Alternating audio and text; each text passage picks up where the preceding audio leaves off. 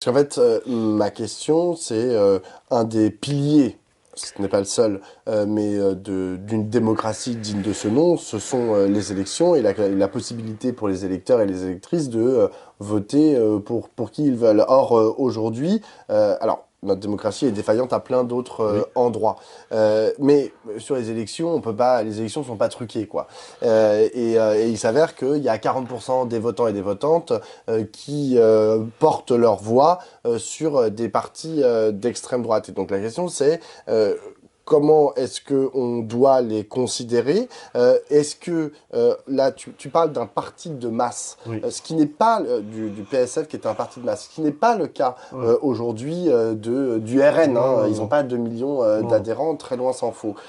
Du coup, parce que tu pouvais dire, ah bah les 2 millions du PSF, c'était tous des fascistes, tu vois, parce qu'ils Non, c'est pas ils le cas. participaient activement. Et aujourd'hui, du coup, qu'est-ce qu'on fait? Parce que c'est différent, puisque ce sont juste des votants, des électeurs du Rassemblement national. Comment est-ce qu'on doit les traiter? Est-ce qu'on doit dire, il y a 40% des votants et des votantes en France, aux élections européennes, qui sont des fascistes en puissance? Non, de fait, c'est pas le cas.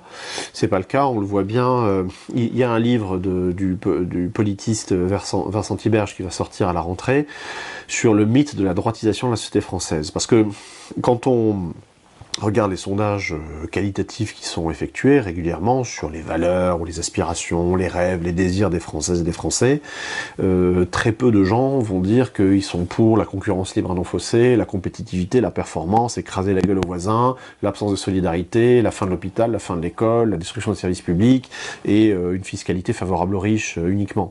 Très peu de gens vont dire ça. Il y en a, ça existe, hein. Ça c'est vraiment le cœur du bloc bourgeois et du bloc fasciste, mais il y en a très peu. Les valeurs sont tout à fait à l'opposé. Solidarité, partage, entraide, accueil, etc.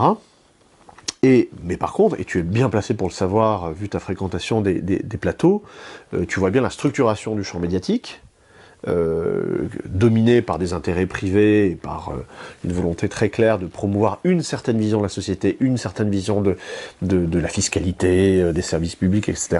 Il y a un matraquage tel que forcément ça oriente, ça pose les mauvaises questions, ça produit les mauvais cadrages et ça susurre les mauvaises réponses. Et forcément, ça a une influence ensuite sur la structuration du vote. Et ça nous donne 40% d'extrême droite aux élections européennes.